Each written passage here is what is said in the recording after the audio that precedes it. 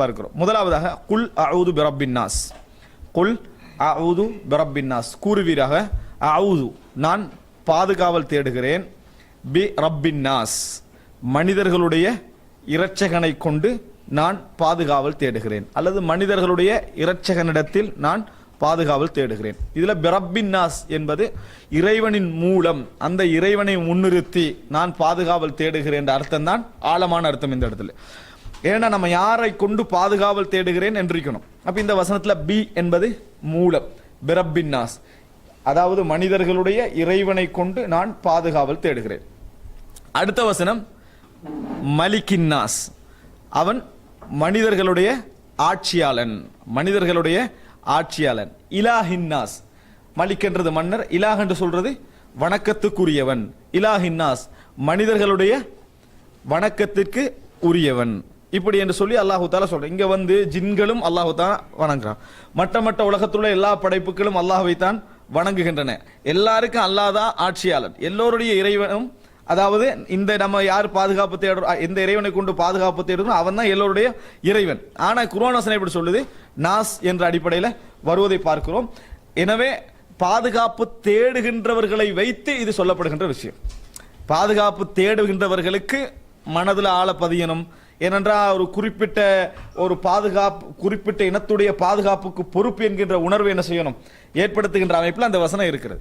இதுல நீங்க அற்புதமான விஷயம் என்னன்னு சொன்னால், இந்த சூரா குர்ஆனில் கடைசியான சூறாவாக பதிவு செய்யப்பட்டிருக்குது. தொகுப்புல முதல் சூறாவாக சூரத்துல் ஃபாத்திஹா இருக்குது. இரண்டிலையும் இந்த மூன்று விஷயத்தை நீங்க பார்க்கலாம். அல்ஹம்துலில்லாஹி ரப்பில் ஆலமீன், அர் ரஹ்மானுர் ரஹீம், மாலிகி யௌமித்தீன். இதுல நீங்க பாருங்க, அல்ஹம்துலில்லாஹ், லில்லாஹ் என்பது இலாஹின் நாஸ் மக்களுடைய வணக்கத்துக்குரிய இறைவன். ரப்பில் ஆலமீன் உலகத்தோருடைய இரட்சகன் என்பது என்ன, அஊது பிரப்பின் நாஸ். அடுத்ததாக மலிக்கின் நாஸ் வருது. இந்த மலிக்கின் நாஸ் என்பது அதிலே என்னது, மாலிகி யௌமித்தீன், மலிகி யௌமித்தீன் இரண்டு மாதிரி ரசூல் ஸல்லல்லாஹு அலைஹி வஸல்லம் ஓதினார்கள். மாலிகி யௌமித்தீன் என்றும் ஓதினார்கள், மலிகி யௌமித்தீன் என்றும் ரசூலுல்லாஹி ஸல்லல்லாஹு அலைஹி வஸல்லம் ஓதினார்கள். இது எல்லாமே சேர்த்து இய்யாக நஅபுது வ இய்யாக நஸ்தஈன், உன்னிடத்திலேயே உதவி தேடுகிறோம், அதாவது உன்னையே வணங்குகிறோம், உன்னிடத்திலேயே உதவி தேடுகிறோம். இதே அர்த்தம் என்ன செய்யுது, குல் அஊது பிரப்பின் நாஸ்லயும் குல் அஊது பிரப்பின் நாஸ், மலிக்கின் நாஸ், இலாஹின் நாஸ்.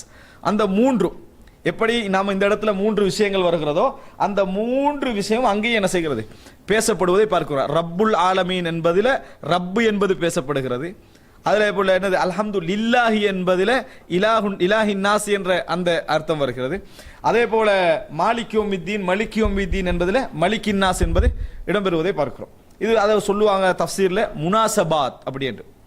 முனாசபாத் அப்படின்னு சொல்லுவாங்க. முனாசபாத்னா அந்த அத்தியாயத்திற்கும் அடுத்த அத்தியாயத்துக்கும் உள்ள தொடர்பு, அந்த ஆரம்பத்துக்கும் கடைசிக்கும் உள்ள தொடர்பு அப்படின்னு சொல்லி ஒரு முனாசபாத்னு ஒன்று சொல்லுவார்கள். எந்த முனாசபாத்தில் தொகுத்து இருக்கிறார்கள்.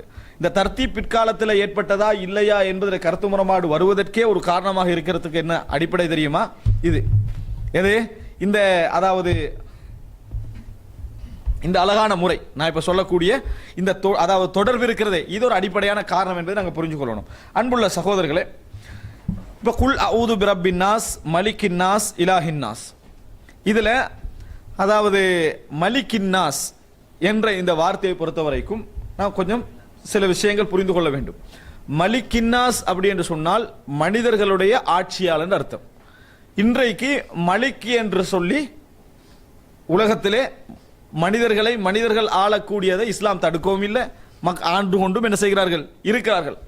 ஆனால் இந்த முல்குக்கும் இந்த ஆட்சிக்கும் இறைவன் சொல்லக்கூடிய மலிக்கின் நாஸுக்கும் உள்ள வித்தியாசம் என்ன, இறைவன் சொல்லக்கூடிய இதற்கும் உள்ள வித்தியாசம் என்ன, அதை நம்ம சரியான முறையில் என்ன செய்யணும், தெரிந்து கொண்டிருக்க வேண்டும். இப்ப குர்ஆன்ல பாருங்க, சூரத்துல் முஃமினூனில் 116வது வசனம், சூரா முஃமினூனில் 116வது வசனத்தில் அல்லாஹ் தஆலா சொல்லுகிறான், ஃபதஆலல்லாஹுல் மலிக்குல் ஹக். மலிக் என்று சொல்லிட்டு அதுக்கு சிஃபத்தாக அல்லாஹ் தஆலா ஹக் இடத்தை சேர்த்து சொல்றான். உண்மையான ஆட்சியாளன் உயர்ந்து விட்டான், உண்மையான ஆட்சியாளன் மகிமை அடைந்து விட்டான் அப்படின்னு அல்லாஹ் தஆலா சொல்றான். ஃபதஆலல்லாஹுல் மலிக்குல் ஹக், உண்மையான ஆட்சியாளன். உண்மையிலே ஆட்சியாளன் யாரு, அல்லாஹ் ரப்புல் ஆலமீன். அதனால அல்லாஹ் தஆலா அல் மலிக்குல் ஹக் என்ன செய்றான், சொல்லி காட்டுகிறான். லா இலாஹ இல்லாஹு ரப்புல் அர்ஷில் கரீம், அவன்தான் சங்கைமிக்க அரசுடைய இறைவன்.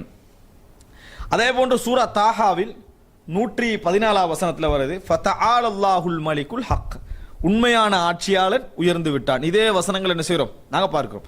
அன்புள்ள சகோதரர்களை, இந்த வசனங்களை எல்லாம் நாங்கள் புரிந்து கொள்ளக்கூடிய விஷயம், உண்மையான ஆட்சியாளன் என்ற அந்த சிஃபத்து இறைவன். அப்போ ஆட்சியாளன் என்ற வார்த்தை நாங்கள் இன்றைக்கு மக்களுக்கு மத்தியில் உபயோகித்தாலும் கூட உண்மையில் அது ஆட்சி அல்ல. இதை அழகான முறையில் உங்களுக்கு தெரியும், அதாவது ஷன்கீத்தி அவருடைய முக்கியமான ஒரு நூல், அதாவது அதுவா உல் பயான் என்ற ஒரு விளக்க நூல், தஃப்சீர். அது என்னன்னா குர்ஆனை கொண்டு விளங்கப்படுத்துகின்ற நூல், குர்ஆனை கொண்டு விளங்கப்படுத்துகிற நூல். அதில் அவர் சொல்றார் எப்படின்னு சொன்னால், அதாவது அழகான ஒரு வார்த்தை பாருங்க, அல்லாஹுடைய ஆட்சியை பொறுத்த வரைக்கும் மனிதர்களுடைய ஆட்சியை விட்டு எப்படி வித்தியாசப்படுகிறது என்று சொன்னால், பைனமா முல்குல்லாஹி தஆலா முல்கு ஹல்கின் வ ஈஜாதின் வ தஸர்ருஃப், இறைவனுடைய ஆட்சி என்பது டோட்டல் சொந்தமும் அவனுக்கு தான். உண்டாக்கினது, படைச்சது, அதை நிர்வகிப்பது, அதை அழிப்பது, ஆக்குவது, எல்லா முழுக்கும் யாருக்கு? இறைவனுக்கு தான். டோட்டல் உரிமையும் அவனுக்கு தான் இருக்குது. ஆனால் இங்கே அப்படி அல்ல. மனிதர் கொடுத்த உருவாக்கினவங்க அவங்க அல்ல. அவர்களுடைய முழு காரியத்தில் இவர்களால் தலையிட முடியாது, முழுமையாக அழித்து விட முடியாது, முழுமையான மாற்றங்களை என்ன செய்ய முடியாது, கொண்டு வர முடியாது. ஆனால் இறைவனுடைய முழுக்கு சொந்தம் என்பதை பொறுத்த வரைக்கும் உருவாக்கமே அவனால் தான். உருவாக்கமே ரப்புல் ஆலமீனால தான். உருவாக்கமே அவனால, நிர்வாகமே அவனால, அழிப்பது அவனால, எல்லா விதமான கவனிப்பும் அவனால. அதனால தான் அல்லாஹ் தஆலா மலிக் என்றதோட நிறுத்தாம எல்லா விஷயங்களையும் சேர்த்து சொல்றான். ரப்பின்னாஸ், இலாஹின்னாஸ், எல்லா வகையிலையும் அவன் தான் என்னது முல்க், சொந்தக்காரன். அப்ப இறைவனுக்கும் மற்ற இடங்களுக்கு நம்ம வித்தியாசத்தை புரிஞ்சுக்கணும். இதனால தான் கிறிஸ்தவர்களாக ஒரு நம்பிக்கை இருக்கின்றது. இந்த அவர் அதை என்ன செய்யறாருன்னு சொன்னால், அதாவது பிரிட்டிஷை வைத்து ஒரு சின்ன உதாரணம். பிரிட்டிஷில் இன்றைக்கு ஜனநாயகம் என்ற அடிப்படையில் நடந்தாலும் மன்னர் ஆட்சி என்ன செய்யுது? மன்னர் இருப்பார். கலைஞட்டா ஒன்று அரசியோ அல்லது என்னது மன்னரோ இருந்துட்டு இருப்பாரு. என்ன அடிப்படையில் அவங்க அதை செஞ்சுட்டு வராங்க தெரியுமா? உலகத்தில் யாரும் மன்னர் இல்லை, உலகத்தில் யாரும் மன்னர் இல்லை. மன்னர் ஒருவரை நியமிப்பதாக இருந்தால் மன்னராக இருப்பவன் தான் என்ன செய்யணும்? நியமிக்கணும். ஆட்சியாளன் தான் என்ன செய்யணும்? நியமிக்கணும். அப்ப உலகத்திலே ஆட்சியாளன் என்ற முறை உருவாகியது இறைவனால தான். எனவே இறைவன் மூலம் தான் அவர்கள் என்ன செய்கிறார்கள்? தேர்ந்தெடுக்கப்படுகிறார்கள். துத்தில் முல்கமன் தஷா, நீ நாடியவர்களுக்கு ஆட்சியை கொடுக்கிறாய் என்கின்ற அமைப்பில் அது ஒரு புனிதமாக நினைச்சுதான் என்ன செய்யறாங்க?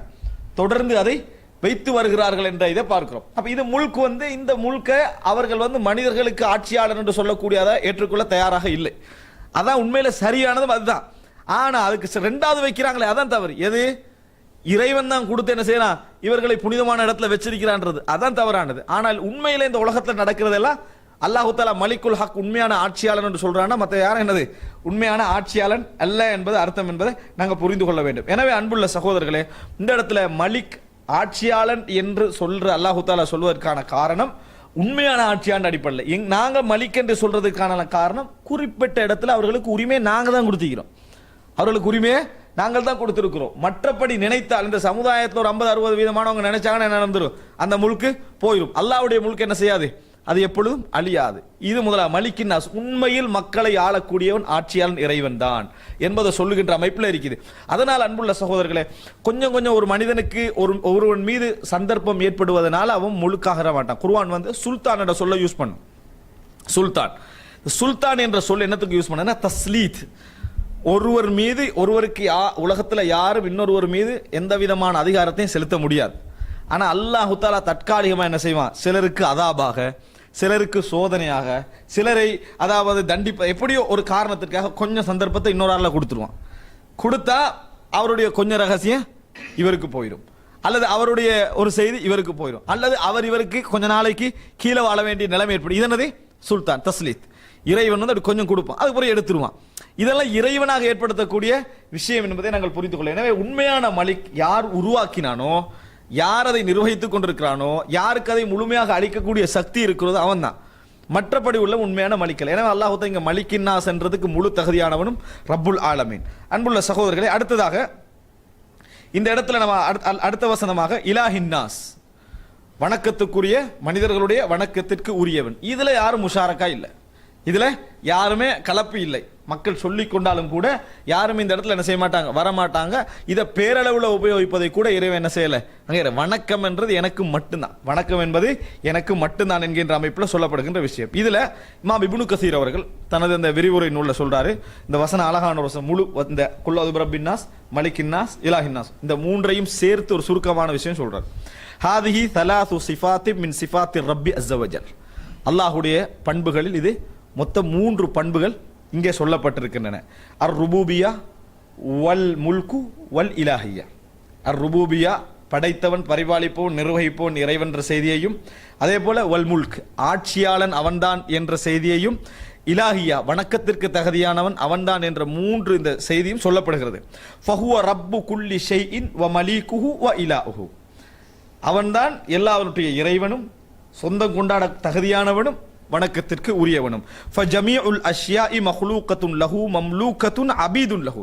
எல்லா விஷயங்களும் அவனால் படைக்கப்பட்டவைகள், எல்லா விஷயங்களும் அவனுக்கு அடிமையானவைகள் என்று சொல்லிட்டு ஃபஅமரல் முஸ்தஈத். எனவே இப்படி இருக்கிற நேரத்தில் டோட்டல் எல்லாமே இறைவனுக்கு சொந்தம், எல்லாமே அவனைத்தான் வணங்க வேண்டிய நிலையில இருக்குது, எல்லாமே அடிமை என்று இருக்கிற நேரத்தில் ஃபஅமரல் முஸ்தஈத் பாதுகாப்பு தேடுகிறவனுக்கு இறைவன் கட்டளை இடுகிறான், ஐயத அவ்வத பில் முத்தசிஃபி பிஹாதிஹி சிஃபாத். இந்த பண்புகளை கொண்டவனை கொண்டு பாதுகாப்பு தேடுங்கள், இந்த பண்புகளை உள்ளவனை கொண்டு பாதுகாப்பு தேடுங்கள். மின் ஷர்ரில் வஸ்வாசில் ஹன்னாஸ். யாரை விட்டும்? இந்த ஹன்னாஸ் என்று சொல்லக்கூடிய வீண் சந்தேகங்களையும் அதாவது உணர்வுகளையும் ஏற்படுத்தக்கூடிய ஷைத்தானை விட்டு பாதுகாப்பு தேடுமாறு இந்த டோட்டல் ஆட்சி அதிகாரம் வணக்கத்துக்கு தகுதியானவனை கொண்டு தேடுங்கள் என்று அல்லாஹ் தஆலா என்ன செய்கிறான், இந்த இடத்திலே கட்டளையிடுகிறான் என்று பார்க்கிறோம். அப்ப இப்னு கஸீர்ல சுருக்கமாக நம்ம இந்த மாதிரி சிஃபத்துக்களை சொல்றதுக்கே காரணம், நம்ம ஒரு ஆளை விட்டு பாதுகாப்பு தேடுறோம்.